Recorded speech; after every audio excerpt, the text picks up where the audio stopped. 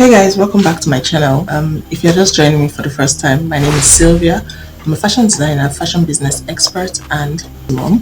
First of all, I would like to take an apology because I have been MIA for over a month, I think 2 months. Actually, I'm running a program at the moment. In fact, we have just finished our semester exams, and that is why I'm chanced to make videos now. But I promise when I'm fully done, I would keep giving you the contents you've been expecting. Today we are going to be learning how to draft simple basic skirts. I would just like to go over certain things that are important to know when you are drafting. First of all, when you want to draft, you need a flat surface. You need a clear paper, a bright paper, because when you are drafting, you don't want to start looking for your lines. Then you also need to use a sharp pencil. I'll be using a biro for this because I want it to be clear in the video. You should also use a very good eraser so that when you wipe off marks, they are not still visible on your pattern. When you draw straight lines, you should make sure that the ruler you are using has a very smooth edge, so it's not breaking. To draft the basic skirts, first of all, I have my measurements I have written out. I wrote my measurements over here, if you can see them. So for the waist, I'm using 26 inches. For the hips, I'm using 36 inches. For the length, I'll be using 18 inches. I like to draft in centimeters because it gives me low error as possible. When I take measurements on my clients, I use inches just in case. This side is the inches, behind it is the centimeter. You see the centimeters are smaller and tinier than the inches. I take my measurements with inches, but I convert them to centimeters and I draft my pattern. For this video, I would be doing the same. So I have my measurements in inches and I will be converting them to centimeters. If you are not in for the maths, you could just go behind, bend your tape so you have like a sharp edge, and then you turn your tape and whatever centimeter crosses that edge. Or take your calculator and you convert inches multiplied by 2.54. That's 6 times 2.54, which is equal to 91.44. Here we have it. 91.44, approximately 91.4. For every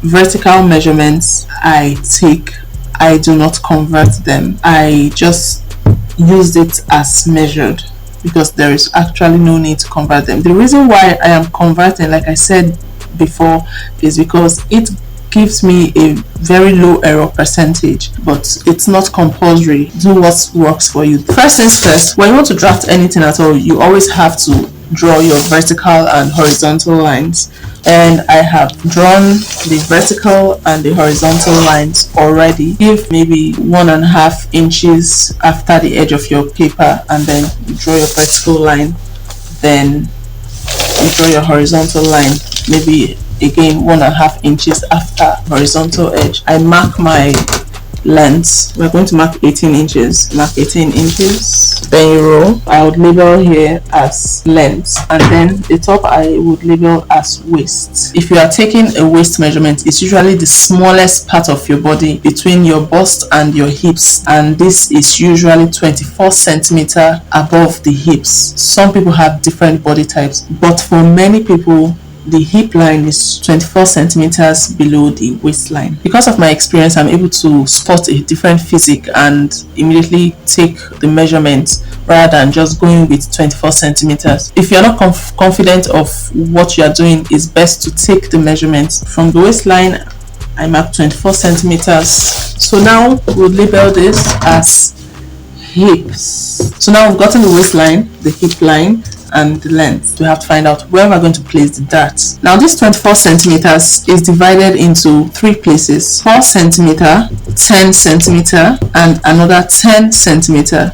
4, 10, 10. From the waist to the lower waist is 4 centimeter. The lower waist is where we wear our skirts or trousers most times. After that, to get the upper hips is where we plot the darts. We measure 10 centimeters and plot that. We label it upper hips, and of course the remaining 10 centimeters is what gives us our hips. We roll.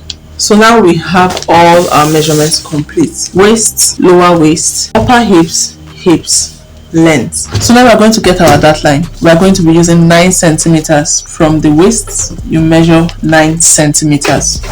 9 centimeters. And you draw a straight line, and it ends on the upper hip. So from here we're going to plot our darts. For every dart you make in the front for your skirts or your trousers, always make sure that the dart at the back is 2 centimeters lower. For that, I'm going to mark 2 centimeters below the upper hip line. This is to give the back more fitting. I'm going to drop all the calculations in the box. So the calculation is waist plus 2 divided by 4, and then what you get from there, you add it with 2. Whatever you get is what you're going to plot on your waistline. Waist plus 2 centimeter is divided by 4 plus 2 centimeter dart. 66 plus 2 centimeter is divided by 4, 17. So if I were not putting that, this is measurement I'll go with, but because I'm putting that, then I'm going to include my 2 centimeter dart, so which is plus 2 equal to 19. I place 19 on the waistline. I have to take off my darts 1 centimeter each to make it 2. One on the left, one on the right. I'm going to join for the back, which is 2 centimeters lower than the front dart. When you are just starting out with pattern drafting, always learn to label. I labeled back dart. Now for the hips, the same measurement applies.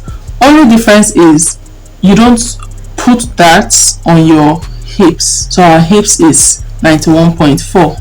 91.4 plus 2 divided by 4, 23.35, which when you approximate is 23.4. You mark 23.4. Go to your length and mark the same 23.4. Now we join our lines. Now for the back, what separates the back from the front is the zip. On this line, you mark 3 centimeters, and then you roll.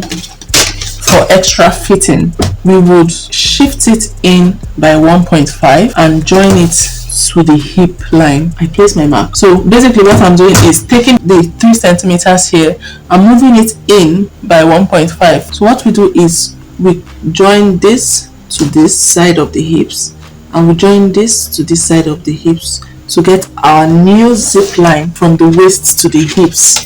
So now you can see the new line we formed. Also, you go to the length, you repeat the same thing we did on this waistline and do it here. Again, from the hips line, we connect down to our 3 centimeters that we have moved in at length. The line is now at an angle like this. This gives a better fitting at the back. And finally, for the back at the waistline, we go down 2 centimeters. When you join your back waistline from this point to where the zip is at, you don't use a straight line, you use a slight curve from the waistline to the zip. So now we have a complete basic skirt pattern, and with this pattern we could go ahead to derive our pencil skirts. If you're going to put in vents, on this line now is where I'm going to be placing my vents. 3 centimeters by 6 inches or 5 inches. It depends on you, whatever you want. Observe that it's coming from this new zip line. 5 inches and then 3 centimeters, and then I roll it. So this is the vent. That is all for basic skirts. And of course, from your basic skirts you can draft your pencil skirts. All you need to do is place your tape. We go in by 1.5 inches. You could do 2 inches, you could do 1 inch, depending on how fitted you want it to be. You connect it from the hips to your 1.5 inches. So this is it. This is our pencil skirt. You can choose to label it pencil. So this is basic. So this is your basic skirt. The basic skirts at the hem, you are placing your hip measurements. For pencil skirts, after placing your hip measurements at the hem, you will take in by 1.5 inches or 2 inches or 1 inch depending on you, and you connect it to the hips, and there you have your pencil skirt derived from your basic skirts. So I hope this is explanatory enough. If you have questions or contributions, please don't forget to drop it in the comment box. Thank you for sticking around. I hope to see you in my next video. Don't forget to like, subscribe, and share this video with people so they can learn.